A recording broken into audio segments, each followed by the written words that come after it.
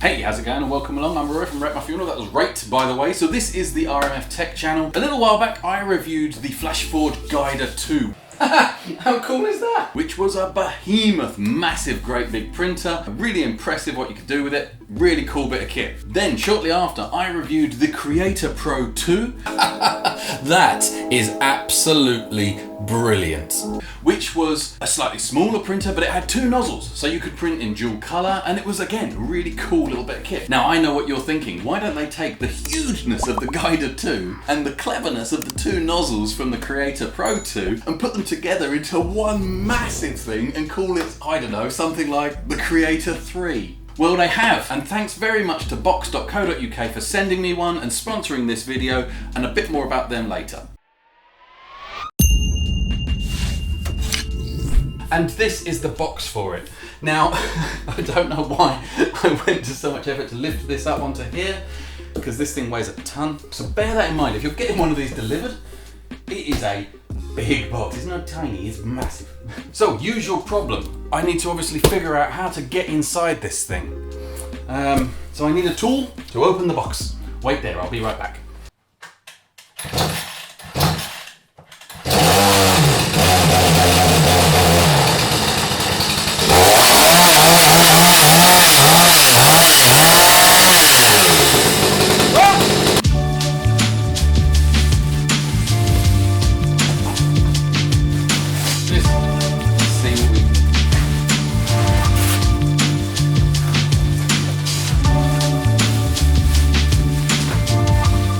So I've got it out of the box and it is now on this little table here, which is a perfect fit for the Creator 3. Now, some of the interesting points about this, obviously it's big, so it means that you've got a large print volume.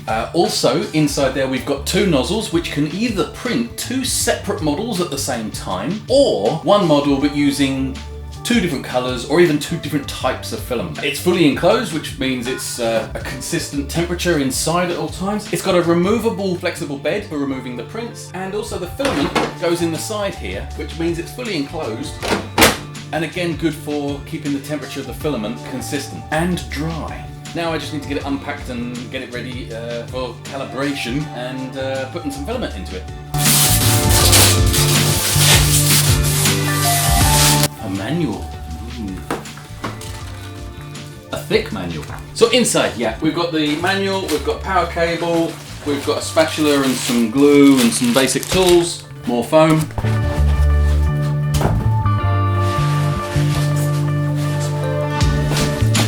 We have a white filament and we have a blue filament, both in PLA. Also in here are two containers.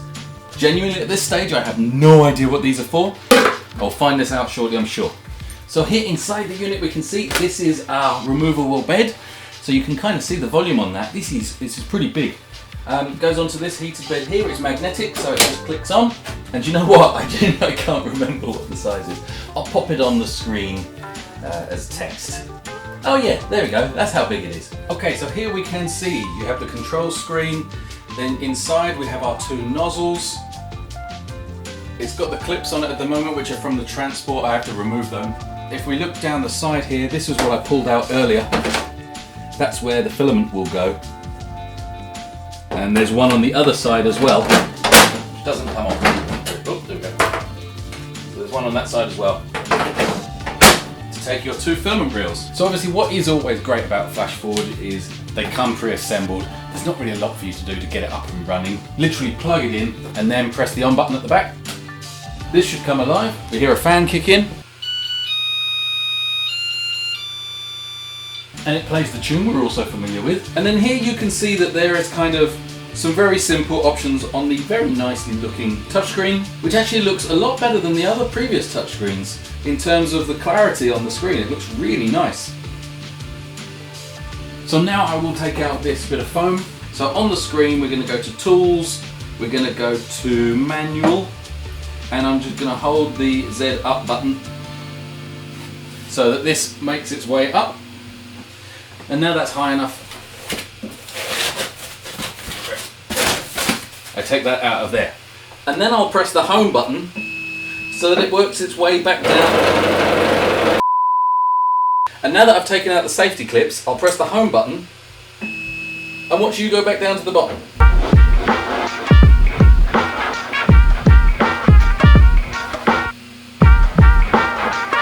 It's still going.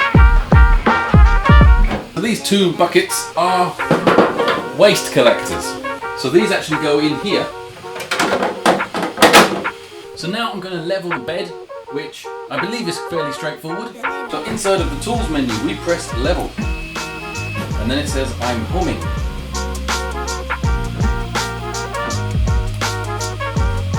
So I guess that's going to make its way all the way to the bottom before it continues. Okay, now it is asking me to select which extruder I would like to start with. So I'll start with the left one and make sure they're clean. Okay, so now I guess the bed is going to work its way all the way back up to the top again. So the screen says verifying the distance between the nozzle and the plate. Now it says press OK button to go to the next point.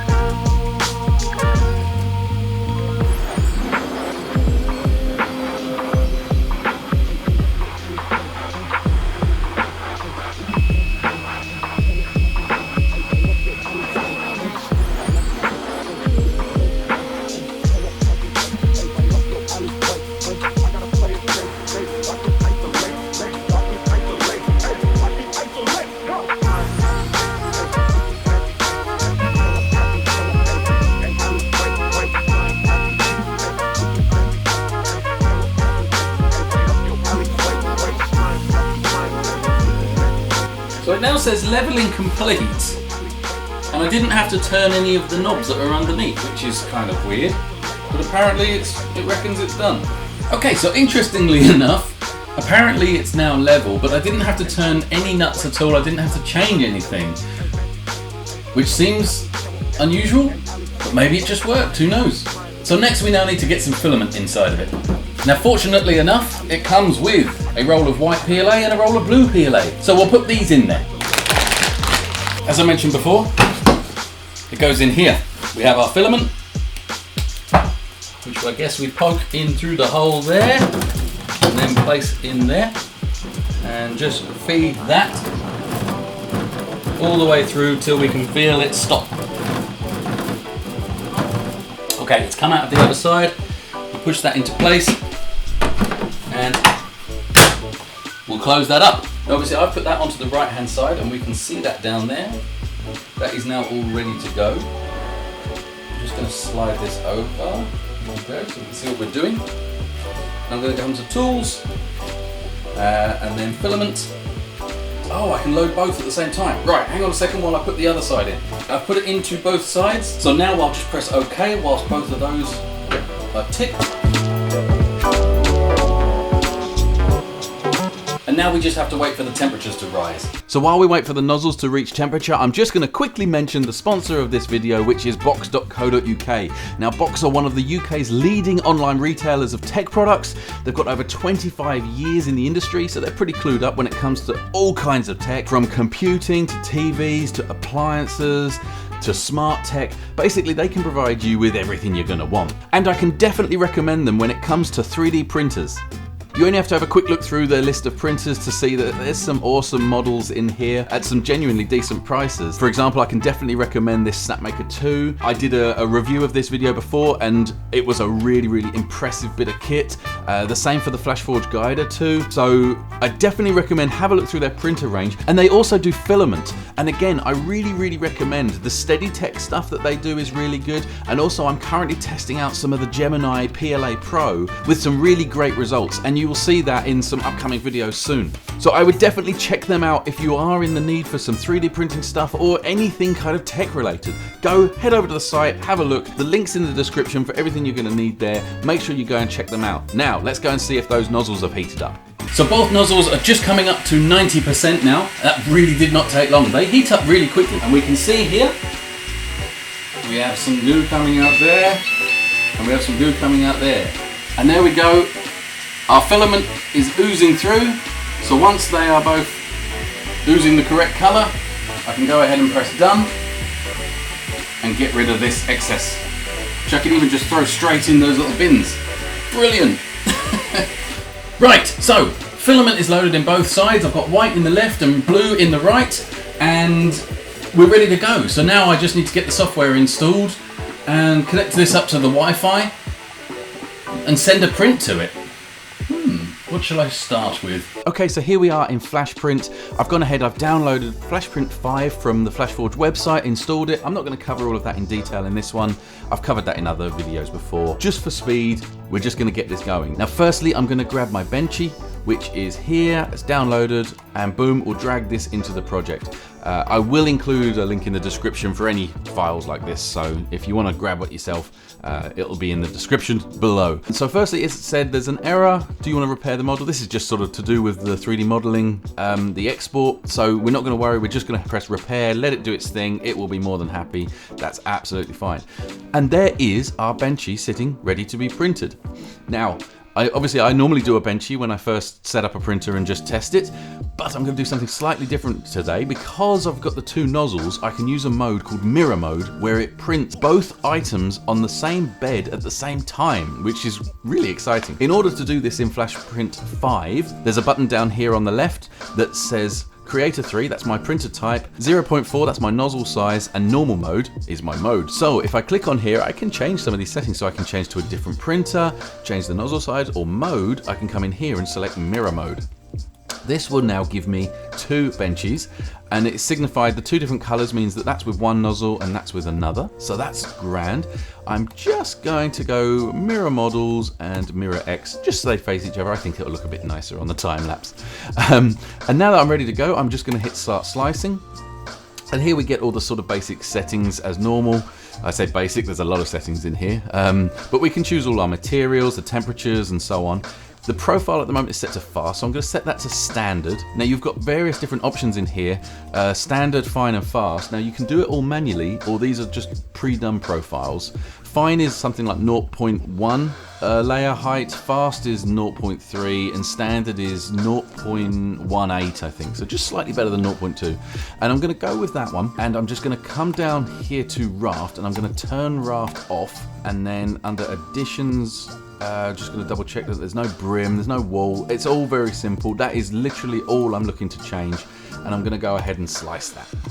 So that will slice our model, or models in this case, and when it's done we can hit slice preview, and you know, we can do what we normally do and you know, run through and make sure that it's all as we'd expect, which it is. It gives us a bit of info up here, roughly how much material and how long it's going to take, and yeah, we're good to go. Now this printer is Wi-Fi compatible, so I could connect it to the Wi-Fi and then I could connect directly in here and just send it. But just for speed right now, I haven't connected it yet. I'm going to go ahead and save it to a USB stick and pop it in the printer like that. So let's get printing.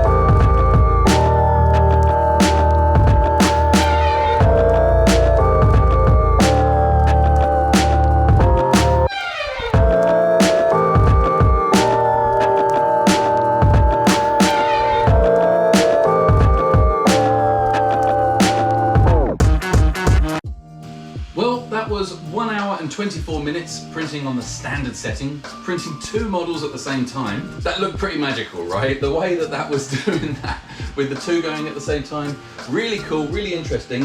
Effectively, we've halved the print time when you think about it, right? Because normally it would take that just to get to 1, but we've got 2. And it's on this print bed. I didn't use any glue or anything. I literally, as you saw before, I did that calibration where I didn't even have to change anything. And then I just set it to print. That's really impressive. The models themselves look pretty good. I'll just try and remove. Easy enough to come off there. And yeah, they look really good. I'll cut to a shot of them revolving so that you can see the detail a little bit better. But you can see that both of these benches have come out really well, considering this is its first ever print. Now, the one thing that I didn't quite understand was why one of them printed with a raft and one of them didn't. Because I thought I switched off raft in the software. So I'm not sure why that happened. However, that is using the 2 nozzles simultaneously. But the next thing now to try is printing one thing using 2 different colors. Let me go see if I can find something for that. And we're back in Flash Print 5. Now, I've got a little Stormtrooper model here. So this is what we're going to print. I want Employee Jewel 1, which I guess is done like that for copyright reasons, so repair. Now what you'll see is that this is obviously the 1 set of pieces, and then I'm gonna do number 2, get rid of that, repair, and the model has been repaired. Now, unfortunately, they have not come in central. Now, I don't know whether this is an issue with the files or an issue with Flash Print, so I need to somehow get these into the right place. So I'm going to grab hold of this. I'm going to press move first and grab hold of this one, and let's see. So that's moving it right, that's moving it forward. So let's just zero that out. Oh, it's definitely closer. Okay, so we could click and drag it, and to be fair, that's probably going to be the easiest way. Obviously, the more precise this is, the better chance I've got of this printing well, but that looks to be about right. Now, quick note, do not try and click and move your view, otherwise you will move the item and it will be really annoying. So we'll press set view again, and now we can go and have a look, and it looks all good. What we now need to do is figure out which side has what filament. So I know that the white filament is in the left side, so we're going to press left for this one, and then we're going to select this one and we're going to choose right extruder, and then that way the printer knows which extruder to use for which bit, and it will print this as 2-color print. And exactly the same as in the last one, we just go start slicing. I'm going to do it fast this time just because I want it to be a little bit quicker. Obviously I could do the really fine print, but it would just take a lot longer. Rafts. Do we want a raft? I've just realized there's something actually I needed to do before I did this. I was going to create wiping towers. So if we actually come down here, we've got wiping tower, and there's default 2. This is fine. So all I do is slide here. This is the right one, so I'm going to put this on this side like that, and then this is the left one, so I'll put this one like that, and then that's it. So I've now added wiping towers. So basically what that will do is when it's swapping between the 2 print heads, it will just do a quick run around this just to ensure that the filament is running, you know, at its best, and not sort of starting again from where it's been sat in the nozzle waiting for the other bit to finish. So that's cool. So I'm now going to do start slicing, and just double check. Yeah, we're still on fast. I want to make sure that raft is off. I don't think we need a raft. And again, I think that's probably about right. Everything else, fine, we'll just leave it for now, and we'll slice that like so, and we'll get this into the printer and let's see how this looks. Okay, so I tried to print a 2-color Stormtrooper model that I thought looked pretty cool, and I had a ton of problems. For some reason, the right side nozzle, the filament stuck to the bed no problem, but the left side was sitting just a little bit high, and I could not figure out why. I tried printing and printing and printing. I eventually got it really close, and I left it overnight. Unfortunately, I came down to this, which is obviously a really beautiful spaghetti mess. However, I then reached out to Flashforge support, and they did ask me, have I updated it to the latest firmware? So of course, I double checked that, and no, I hadn't updated it. So I've now updated it, and sure enough, that leveling sequence has changed. So I'm just going to go ahead and re-level it now with the new firmware, and I'm going to see if that makes a difference. But yeah, definite pro tip there. Always update your firmware when you receive a new machine. I might have forgotten this time.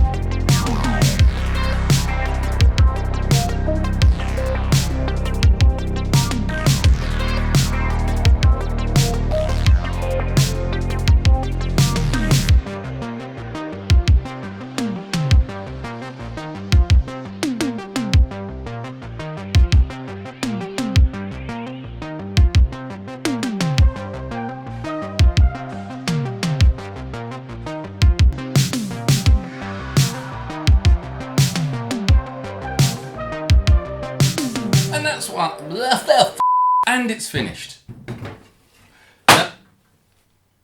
So this has taken me a few attempts to get the leveling right. So I've had quite a few failed attempts on this. However, this one has now worked. So there's a little bit of stringing going on, but it looks like it might not be too bad. Let's see how we can pull this here. I've broken his ankles. So I've just broken his ankles off. He's stuck to the bed really well. So I'm going to fix that. Let's put it on the turntable so that you can see what it looks like. So yeah, overall, it doesn't seem like it's too bad. It took a little bit of cleanup just to remove some of the stringing. I reckon, as always, you know, you have to bear in mind, I'm just doing this out of the box. 3D printing always needs a bit of tweaking to get it, you know, correct and printing really, really well. And also, you learn the kind of the foibles of the printer.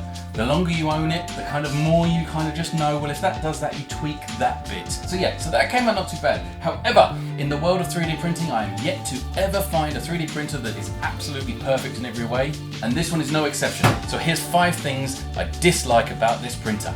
So this touchscreen, I know that I said that it looks nice, however the responsiveness of it is really bad. You have to press multiple times to get the buttons to work quite often, and it's kind of laggy and just a little bit cumbersome. I'm really not a fan of this touchscreen after trying to use it. Being so big, it has the same problem as the Guider 2. It takes forever for the bed to get to the bottom when you're waiting for it. To be fair, it's not really that long. It just feels long when you just sit and watch it. The bed calibration on these printers is still finicky. I don't like these twisty knob things. This time there's only 2. However, it's got an auto calibration plus a manual calibration, and I don't know, it's just not intuitive, and it took me a lot of messing around to get this set up and printing well on the bed. The removable bed is a step in the right direction, without a doubt. However, getting stuff off this, as you saw a minute ago, is still quite tricky. And the fact that you still need to use glue and have a spatula to take prints off of it, I don't know, it feels a bit old. This isn't 2018 after all. As is the case with every Flashforge I've ever played with, it's loud. The current hum out of it is it's idle. When it's actually printing, it makes so much noise, and it gets louder than that. And then when you add the movement of the nozzles in, it just gets so noisy. For example, you wouldn't be able to have a video conference in the same room as this thing while it's printing fully because it's just too noisy. And it just keeps beeping. So don't panic, it's not all bad. Here's 5 things I really love about this printer. Inside the printer, just there, is a camera, which means that you can actually remotely watch your prints from a PC somewhere else on your network. That is actually very, very useful. The bins are incredibly useful for storing rubbish in it. It's actually a really good idea to have bins inside here because otherwise you end up with bits all over the floor and everywhere. At least in here you can chuck them all in these bins and then empty them in one go. Nice! As I mentioned earlier, the filament is stored in these side compartments, which is really great for really utilising the footprint of the printer and not taking up additional space.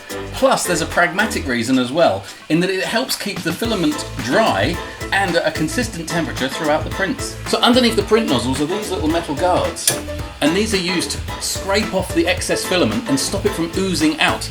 And where they're positioned, it all falls straight into the bins. Using the software, it is possible to control multiple printers all at the same time. So if you have, say, several Flashforge printers dotted around, you can send a print to all of them just with a few clicks. So all in all, it is a really good printer. It's got some very clever capabilities. Getting the setup on it right is probably, out of all the Flashforgers I've played with, this is probably the most difficult to set up. However, once you've done it and once you've got it working, it's a really, really clever piece of kit.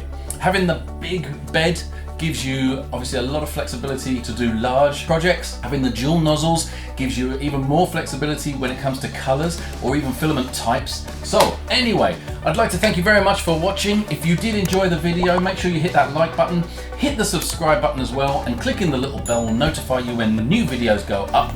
I've got another couple of 3D printers to come up soon, plus a very, very special little gadget that's just been sent to me that as soon as I get time I will do a review of. Once again, I just want to say a massive thanks to box.co.uk. Remember, details in the description. Do check them out for anything techie that you need. Go to box.co.uk. Alright, thanks very much and see you in the next one.